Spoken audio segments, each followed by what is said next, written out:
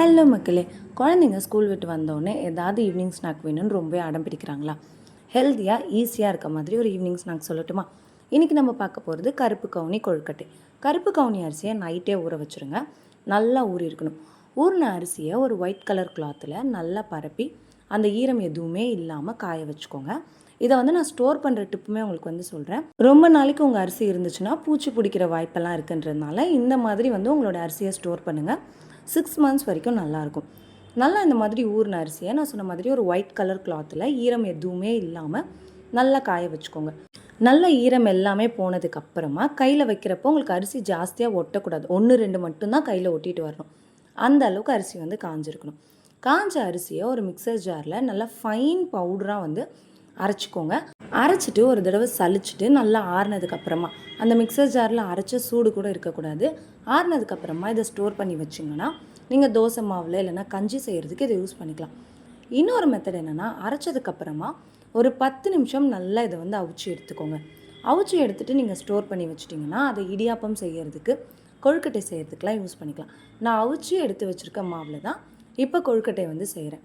ஒரு கப் வெல்லம் எடுத்திருக்கேன். பாகு வெல்லம் எடுத்திருக்கேன். ஒரு அரை டம்ளர் தண்ணி விட்டு அந்த வெல்லத்தை நல்லா கரைச்சிக்கோங்க. நல்லா தலை ஒரு கொதி வந்த உடனேவே ஸ்டவ்லேருந்து ஆஃப் பண்ணிடலாம். நான் சொன்ன மெஷர்மெண்ட்டில் தான் தண்ணி எடுக்கணும். ஒரு கப்புக்கு அரை கப் தண்ணி சேர்த்துருக்கேன். நல்லா கொதிக்க ஆரம்பித்ததுக்கப்புறமா இதை வடிகட்டி ஒரு வானலில் சேர்த்துக்க போகிறோம். இப்போ நம்ம கொதிக்க வச்ச அந்த வெல்லத்தை நான் அப்படியே சேர்த்துக்கிறேன். எதுக்காக நான் மெஷர்மெண்ட் சொன்னேன்னா, இதில் அப்படியே நம்மளுடைய கருப்பு கவுனி அரிசியை சேர்த்துக்க போகிறோம். உங்களுக்கு நல்லா சாஃப்டாக வரணும்னா இந்த மெஷர்மெண்ட்டில் தான் இருக்கணும். நம்ம அவிச்சு வச்சுருக்க கருப்பு கவுனி அரிசியில் ஒரு கப் எடுத்துக்கலாம். எந்த கப்பால் நீங்கள் வெல்லம் எடுத்தீங்களோ அதே கப்பால் நம்ம கவுனி அரிசி எடுத்துக்கிட்டாச்சு. இந்த மாதிரி கொதிக்க ஆரம்பித்த உடனே இதில் கொஞ்சமாக ஏலக்காய் தூள் சேர்த்துக்கோங்க.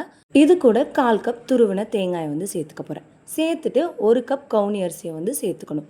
எந்த கப்பால் நம்ம வெல்லம் அளந்தோமோ அதே கப்பால் தான் கவுனி அரிசியுமே சேர்த்துக்கணும். நீங்கள் 1க்கு 3/4 கப் வெல்லம் கூட சேர்த்துக்கலாம். நான் 1க்கு 1 சேர்த்துருக்கேன் குழந்தைங்க சாப்பிட்றதுனால. இதை சேர்த்த உடனே, அதாவது நம்மளுடைய மாவை சேர்த்த உடனே ஸ்டவ்வை ஆஃப் பண்ணிவிடுங்க. ஆஃப் பண்ணி நல்லா மிக்ஸ் பண்ணி விட்டுக்கோங்க. மிக்ஸ் பண்ணிவிட்டு கை பொறுக்கிற அளவுக்கு சூடு வந்த உடனே கொழுக்கட்டைகளாக பிடிச்சிக்க போகிறோம். உருண்டைகளாக பிடிக்கலாம், இல்லைன்னா பிடி கொழுக்கட்டைகளாக பிடிச்சிக்கலாம். இதில் நீங்கள் வறுத்த வேர்க்கடலையை பவுட்ரு பண்ணி சேர்த்துக்கலாம். இந்த மாதிரி சேர்த்திங்கன்னா இன்னுமே டேஸ்ட் சூப்பராக இருக்கும். இன்றைக்கி நான் வேர்க்கடலை சேர்க்கலை. நல்லா பிடி கொழுக்கட்டைகளாக பிடிக்கிற நேரத்தில் இட்லி குண்டானில் தண்ணி ஊற்றி நல்லா தலை கொதி வந்ததுக்கப்புறமா நம்மளுடைய கொழுக்கட்டைகளை வச்சுருங்க. வச்சுட்டு சரியாக 10 நிமிஷம் தண்ணி கொதித்ததுக்கப்புறம் வச்சிங்கன்னா 10 நிமிஷம், கொதிக்காமல் வச்சிங்கன்னா 20-25 நிமிஷம் எடுத்துக்கும். தண்ணி ஜாஸ்தியாக சேர்த்துடக்கூடாது. வெல்லம் ஒரு கப் எடுத்திங்கன்னா அரை கப் தண்ணி போதும்.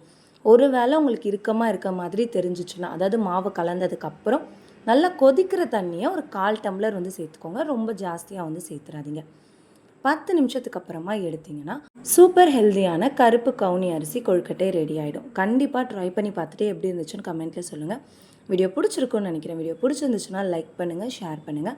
மறக்காமல் நம்ம சேனலுக்கு சப்ஸ்கிரைப் பண்ணுங்கள். பக்கத்தில் இருக்க பெல் ஐக்கானில் ஆல் என்ற ஆப்ஷனை சூஸ் பண்ணிக்கோங்க.